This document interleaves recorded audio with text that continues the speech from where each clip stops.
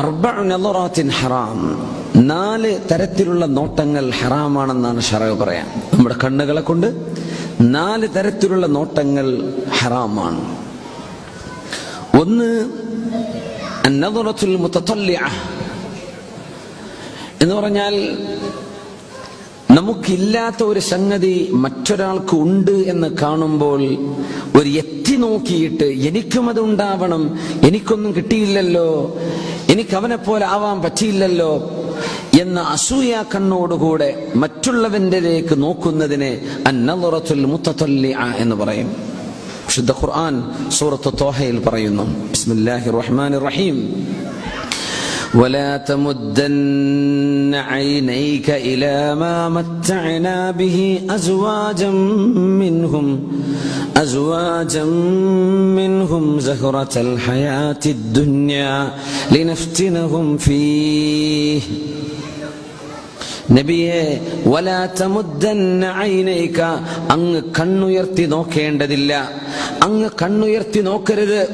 ഇലാ മാ മത്തഅനാ ബിഹി അസ്വാജം മിൻഹും, അവിശ്വാസികളിൽ ഒരുപാട് ആളുകൾക്ക്, പല തരക്കാർക്കും നാം കൊടുത്ത പൈസയും ആഡംബരങ്ങളും സൗകര്യങ്ങളും കാണുമ്പോ നിങ്ങൾ കണ്ണുയർത്തി നോക്കണ്ട നബിയെ സല്ലല്ലാഹു അലൈഹി വസല്ലം. നബി തങ്ങളെക്കാളും ദുന്യാവിന്റെ വിഷയത്തിൽ സൗകര്യങ്ങളും എത്രയോ ആർഭാടങ്ങളും ഐശ്വര്യങ്ങളും അള്ളാഹു അവിശ്വാസികൾ കൊടുത്തിട്ടുണ്ടായിരുന്നു. അത് നിങ്ങൾ നോക്കേണ്ടതില്ല നബിയെ. സഹറത്തുൽ ഹയാത്തി ദുനിയ, ഈ ഐഹികമായ ലോകത്തിന്റെ ചില ആർഭാടങ്ങൾ. എന്തിന്? ലിനഫ്തിനഹും ഫീഹ്, ആ ആർഭാടത്തിൽ നാം അവരെ പരീക്ഷിക്കുകയാണ് നബിയെ. അതുകൊണ്ട് നിങ്ങൾ അങ്ങോട്ട് എത്തി നോക്കണ്ട. ചെറിയ വീടുള്ള ഒരാള് വലിയ കൊട്ടാരം കയറ്റി അവന്റെ കൊട്ടാരം നോക്കി ഇങ്ങനെ ഇരിക്കുക. 1 നോട്ടം 2 നോട്ടം ഒന്നും കുഴപ്പമില്ല, അങ്ങ് നോക്കി പോരാണ്. കൊതിയോടുകൂടെ നോക്കുന്നത്, പടച്ചോനെ എനിക്കിത് കിട്ടിയിട്ടില്ലല്ലോ എന്ന് ചിന്തിക്കുന്നത്. അത് വസ്ത്രാണെങ്കിലും വാഹനാണെങ്കിലും വീടാണെങ്കിലും ഭാര്യയാണെങ്കിലും കുടുംബാണെങ്കിലും നാട്ടുകാരാണെങ്കിലും സൗകര്യങ്ങളാണെങ്കിലും രാജ്യമാണെങ്കിലും, ഒരുത്ത ഇന്ത്യയുടെ പടച്ചോനെ ഞാൻ ഇന്ത്യക്കാരൻ, ഇതൊരു ബ്രിട്ടീഷ് പാസ്പോർട്ടാണെങ്കിൽ എത്ര ഓണറൈവൽ വിസ കിട്ടുമായിരുന്നു, അതൊന്നും ചിന്തിക്കണ്ട. നിങ്ങളുടെ കണ്ണുകൾ നിങ്ങൾ നോക്കണ്ട, നീട്ടരുത്, എത്തി നോക്കണ്ട. ഒരുപാട് ആളുകൾക്ക് പല തരത്തിൽ അള്ളാഹു സൗകര്യം കൊടുത്തിട്ടുണ്ട്. അങ്ങനെയാണ്. ഒരു ഗ്രോസറി നടത്തുന്ന ആളാണ്, ഇപ്പൊ നോക്കുന്ന സൂപ്പർ മാർക്കറ്റുകാരൻ ഹൈപ്പർ മാർക്കറ്റിലേക്കാണ്. ഹൈപ്പറിന്റെ അപ്പുറത്ത് വേറെ വാക്ക് വന്നോ ഇനി? എല്ലാം ഹൈപ്പറാണല്ലേ, ചെറുത് വലുതൊക്കെ ഹൈപ്പർ ആയിരിക്കണം ഇപ്പോ. അപ്പോ ഇങ്ങനെ വലുതിലേക്കുള്ള എത്തിനോട്ടം, സമ്പത്ത് ഒരുപാട് വേണം എന്ന ആഗ്രഹത്തോടുകൂടെ ഇദാമത്തുൻ നളർ തദുല്ലു അലാ ഇസ്തിഹ്സാനിഹി വതമന്നി സവാലിഹി.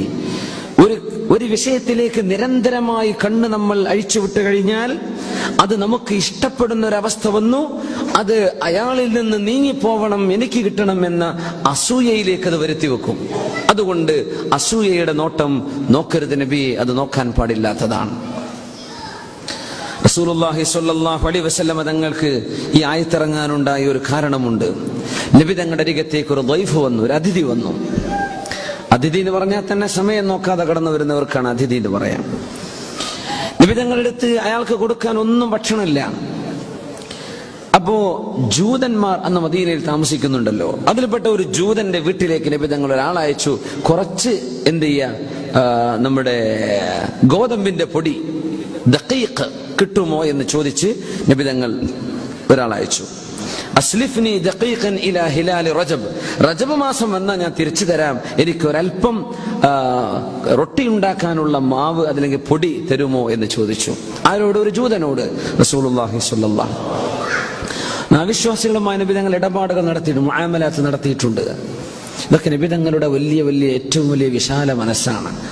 നബി തങ്ങൾക്ക് സ്വഹാബിയോട് പറഞ്ഞ ചാക്കുകൾ കടന്ന് കൊണ്ടുപോയിട്ട് കൊടുക്കൂലേ, നബി തങ്ങളത് വേണ്ട.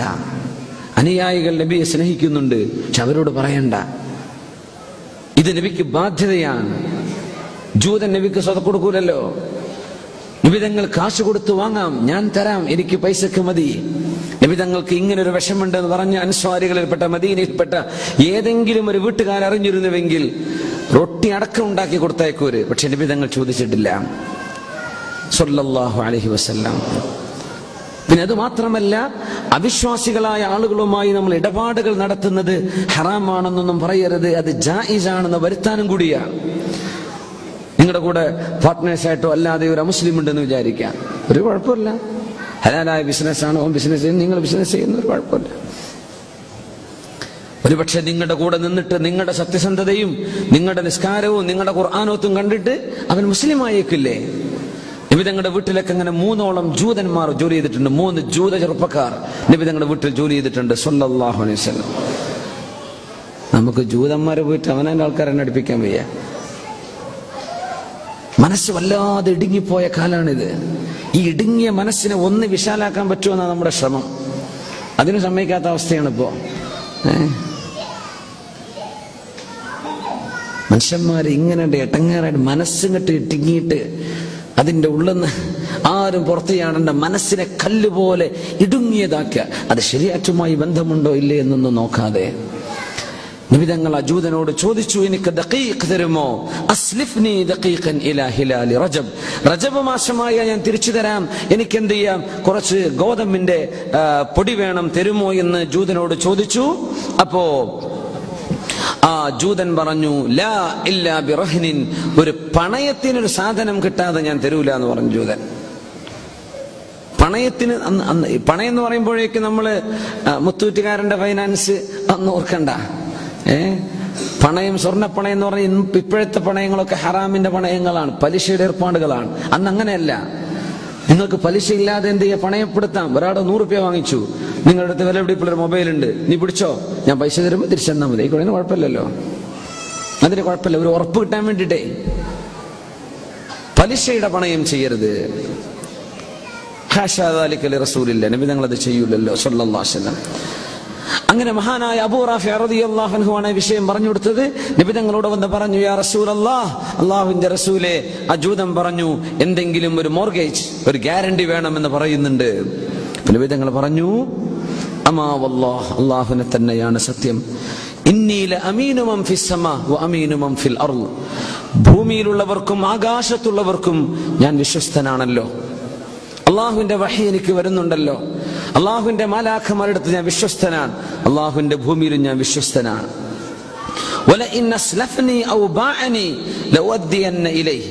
എനിക്ക് പണയപ്പെടുത്താൻ ഒന്നും തരാനില്ല, അങ്ങനത്തെ അവസ്ഥയിൽ തന്നെ എനിക്ക് തരികയോ ഞാൻ വാങ്ങിക്കുകയോ ചെയ്താൽ അതിന്റെ പൈസ സമയമായാൽ ഞാൻ തിരിച്ചേൽപ്പിക്കുമല്ലോ. അതുകൊണ്ട് എന്നിൽ വിശ്വാസമില്ലേ അയാൾക്ക് എന്ന് ചോദിച്ചു റസൂലുള്ളാഹി സ്വല്ലല്ലാഹു അലൈഹി വസല്ലം. അപ്പോഴാണ് ആയത്തിറങ്ങുന്നത്, വലാ തമുദ്ദന്ന ഐനൈക ഇലാ മാ മത്തഅനാ ബിഹി അസ്വാജം മിൻഹും സഹറത്തൽ ഹയാത്തിദ് ദുനിയാ ലിനഫ്തിനഹും ഫീഹ്. നബിയെ, നിങ്ങൾക്കില്ലാത്ത ഒരു സംഗതി ഒരു അവിശ്വാസിക്ക് ഞാൻ കൊടുത്തിട്ടുണ്ട്. നിങ്ങളുടെ കയ്യിലില്ലാത്തത് അവിശ്വാസികളുടെ കയ്യിലുണ്ട്.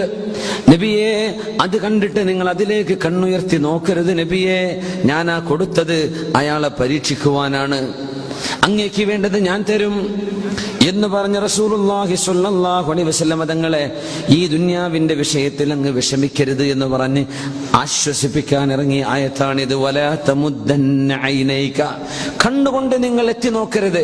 എങ്ങനെ? അല്ലാഹു തആല മറ്റുള്ളവർക്ക് തന്നെക്കാളും മെച്ചപ്പെട്ടത് ഒരാൾക്കുണ്ടെങ്കിൽ ഇങ്ങനെ നോക്കി നിൽക്കണ്ട.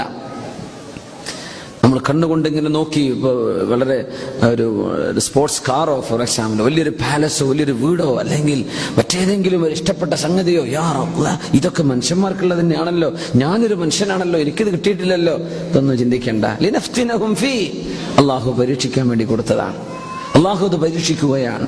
അതുകൊണ്ട് അതിലേക്ക് കണ്ണുയർത്തി നോക്കല്ലേ എന്ന് റസൂലുള്ളാഹി സ്വല്ലല്ലാഹു അലൈഹി വസല്ലം ഇവിടുന്ന് പറഞ്ഞു, ഉൻദുറു ഇലാ മൻ അസ്ഫല മിൻകും വലാ തൻദുറു ഇലാ മൻ ഹുവ ഫൗഖകും ഫഹുവ അജ്ദറു അല്ലാ തസ്ദറു നിഅമതല്ലാഹി അലൈക്കും. ശഫീഉനാ റസൂലുള്ളാഹി സ്വല്ലല്ലാഹു അലൈഹി വസല്ലം. ഇമാം മുസ്ലിം തങ്ങൾ റിപ്പോർട്ട് ചെയ്ത ഹദീസാണിത്. ഉൻദുറു ഇലാ മൻ അസ്ഫല മിൻകും, നോക്കേണ്ടത്, കണ്ണുകൊണ്ട് നോക്കേണ്ടത് നിങ്ങളെക്കാളും താഴെയുള്ളവരിലേക്കാണ്, നിങ്ങളെക്കാളും സൗകര്യം കുറഞ്ഞവരിലേക്ക്. മഹാനായ അല്ലാമ ഇബ്നു ബത്വാൽ റഹ്മത്തുള്ളാഹി അലൈഹി ഈ ഹദീസിനെ വ്യാഖ്യാനിച്ചുകൊണ്ട് പറയുന്നുണ്ട്, ദീനിന്റെ വിഷയത്തിൽ നമ്മളെക്കാൾ മേലെയുള്ളവരിലേക്കാണ് നോക്കേണ്ടത്. നമ്മൾ ഫർള് നിസ്കരിക്കുന്നുണ്ട്, പടച്ചോനെ, അയാൾ ഫർളും റവാത്തിബും നിസ്കരിച്ചല്ലോ, എനിക്കതിനെ പറ്റിയിട്ടില്ലല്ലോ. അള്ളാഹു അയാള് അത് മാത്രല്ല ഓരോ ദിവസവും ഒരു 2 ജുസ് ഓതുന്നുണ്ടല്ലോ, എനിക്കത് ആയിട്ടില്ലല്ലോ. പടച്ചോനെ, ഇയാൾ 50 റക്അത്ത് ഖിയാമുൽ ലൈൽ നിസ്കരിക്കുന്ന ആളാണ്, എന്നെ കൊണ്ടായിട്ടില്ലല്ലോ. ദീനിന്റെ വിഷയത്തിൽ നമ്മളെക്കാളും മേലെയുള്ളവരിലേക്ക് നോക്കുക, ദുന്യാവിന്റെ വിഷയത്തിൽ നമ്മളെക്കാളും താഴെയുള്ളവരിലേക്ക്. റബ്ബേ, എന്റെ വീട് പണി ഇതുവരെ കഴിഞ്ഞിട്ടില്ലല്ലോ എന്ന് പറഞ്ഞ് ബേജാറാവണ്ട. 2 സെന്റ് ഭൂമി വാങ്ങാത്ത ആൾക്കാരോടുണ്ടല്ലോ, എനിക്ക് ഭൂമി ഉണ്ടല്ലോ, തറ വെച്ചല്ലോ, ചുമര് വെച്ചല്ലോ, വാർത്ത് കഴിഞ്ഞിട്ടുണ്ടല്ലോ. ഇതൊന്നും ഇല്ലാത്ത ആളുകളുണ്ട്.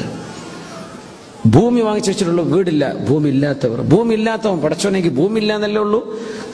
കിഡ്നിക്ക് കുഴപ്പമൊന്നുമില്ലല്ലോ, എന്റെ ഹാർട്ടിന് കുഴപ്പമില്ലല്ലോ, എന്റെ ബ്രെയിനിന് കുഴപ്പമില്ലല്ലോ. അൽഹംദുലില്ലാഹ്, എപ്പോഴെങ്കിലും അള്ളാഹു തന്നേക്കും. ഇങ്ങനെ നോക്കിയാൽ എപ്പോഴും മനുഷ്യന് അവനേക്കാളും താഴെയുള്ള ഒരാളെ ഈ ലോകത്ത് കാണാൻ പറ്റും. ഏതൊരാൾക്കും ജോലി ചെയ്യുമ്പോൾ അങ്ങനെയാണ്. ജോലിയൊക്കെ ഭയങ്കര ലൂറിങ് ആണ്. ചിലപ്പോൾ എനിക്ക് ബോണസ് കിട്ടി, എത്ര 40,000. പടച്ച റബ്ബേ, ഞാൻ 5 കൊല്ലം ജോലി ചെയ്താൽ കിട്ടൂല 40,000. എനിക്ക് ബോണസ് ഓരോ കൊല്ലം 40,000. നീ നോക്കണ്ട, 6 മാസം ജോലി ചെയ്ത് ശമ്പളം കിട്ടാത്തവൻ ഇവിടെ കിടക്കുന്നുണ്ട്. ഓനെ നോക്ക്, 6 മാസം ജോലി ചെയ്തിട്ടുണ്ട്, ശമ്പളം കിട്ടിയിട്ടില്ല. അല്ലെ, ശമ്പളം കിട്ടിയിട്ട് മുഴുവൻ മുതലാളി പിടിച്ചു വെച്ചിരിക്കുകയാണ്, അല്ലെങ്കിൽ ജോലി തന്നെ നഷ്ടപ്പെട്ടിരിക്കുകയാണ്. അങ്ങനത്തെവർ ഇവിടെ അല്ലേ? അവരിലേക്ക് നോക്ക്, മേലുള്ളവരിലേക്ക് നോക്കല്ല.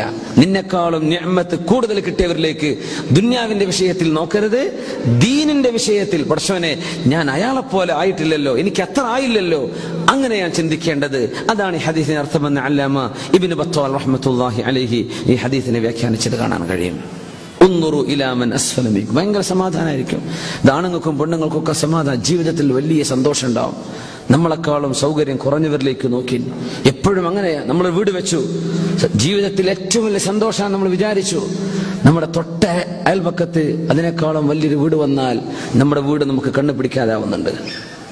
നമ്മളൊരു വാഹനം മേടിച്ചു, ഒരാൾക്ക് അതിനും വലുതുണ്ടായി കഴിഞ്ഞാൽ നമുക്കത് പടച്ചോനെ, എനിക്കതില്ലല്ലോ, എനിക്ക് അത്ര ആയില്ലല്ലോ, ഇങ്ങനെ ചിന്തിക്കരുത്. എപ്പോഴും താഴേക്ക് നോക്കി. ഇതൊന്നും ഇല്ലാത്തവരോടുണ്ട്, ഒന്നുമില്ലാത്തവരോടുണ്ട്. അള്ളാഹുവിന് ശുക്ർ ചെയ്യും.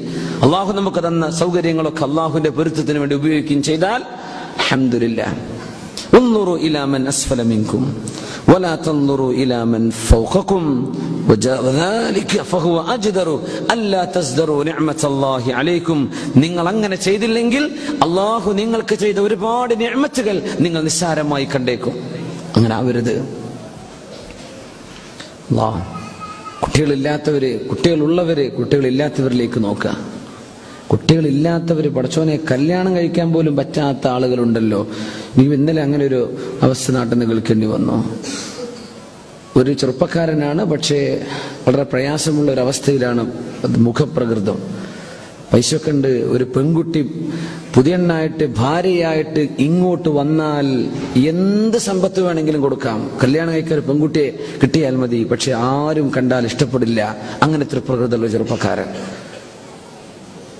എന്താ അവസ്ഥ? അതൊക്കെ അള്ളാഹു നമ്മുടെ കൺമുമ്പിൽ തരുന്നതേ. പടച്ചോൻ, എനിക്ക് ഇണയെ കിട്ടിയല്ലോ, എനിക്ക് ഭാര്യയെ കിട്ടിയല്ലോ, അൽഹംദുലില്ലാഹ്. അത് കിട്ടാത്തവരുണ്ടല്ലോ, സാധ്യമാകാത്തവരുണ്ടല്ലോ. താഴേക്ക് നോക്കി, അതിനപ്പുറത്തേക്ക് 5-8 കൊല്ലമായിട്ട് കല്യാണം ആലോചിക്കുക. ഇതൊന്നും ഒരു ഡിമാൻഡും ഇല്ല. ഒരു പെണ്ണ് ഇങ്ങോട്ട് വന്നാൽ അവൾക്ക് വേണ്ടതൊക്കെ കൊടുക്കും. ഇഷ്ടം പോലെ മുതലുണ്ട്. ജില്ലെന്ന് ഞാൻ പറയില്ല. ദ്വാരക്കാൻ വേണ്ടി പറഞ്ഞിട്ടുണ്ട് ആ ചെറുപ്പക്കാരന് യോജിച്ചൊരു ഇണയെ കിട്ടാൻ. അത്രയും പ്രയാസമുള്ളൊരവസ്ഥയിലാണ് അവരുടെ മുഖപ്രകൃതം. അതുകൊണ്ട് ആരും ഇഷ്ടപ്പെടുന്നില്ല. അള്ളാഹു താല അദ്ദേഹത്തിന് എന്താണോ ഖൈർ അള്ളാഹു കൊടുക്കുമാറാകട്ടെ. അവരുടെ ജ്യേഷ്ഠനെ വിളിച്ച് സംസാരിച്ചിരുന്നു, ദ്വാരക്കണം എന്നൊക്കെ പറഞ്ഞിട്ട്. വല്ലാത്തൊരവസ്ഥയിൽ എപ്പോഴും താഴേക്ക് നോക്കുക. നമ്മളെക്കാളും വിഷമിക്കുന്നവർ താഴെ കിടക്കുന്നുണ്ട്.